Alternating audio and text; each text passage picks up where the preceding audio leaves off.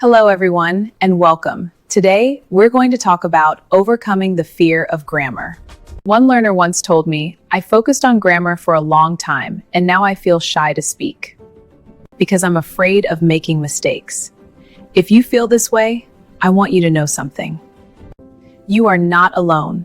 Many adults feel exactly the same. The truth is, grammar is not the real problem. The real problem is trying to be perfect while speaking.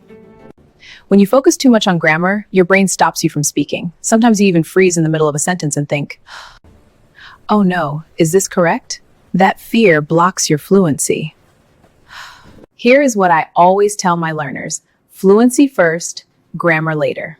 Speaking English is about communication, not perfection. Even native speakers make mistakes every day. So if you want to speak English confidently, choose fluency first. Grammar will come later. Remember this: silence comes from fear, mistakes come from learning. Use these phrases when you feel unsure. Let me try. Do this every day. Even 5 minutes a day can build confidence very fast. Record yourself and listen.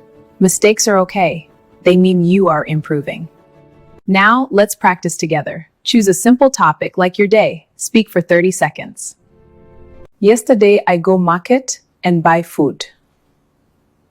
Is the grammar perfect? No. But did someone understand you? Yes. And that is what matters. For example, instead of worrying and stopping like this, I don't know how to say it. Don't stop. Don't correct yourself. Just speak. Let me share a simple rule with you. Think and speak within 3 seconds. Follow me for more simple English lessons and comment below. What is your biggest fear when speaking English? I'll reply to you personally. Ciao.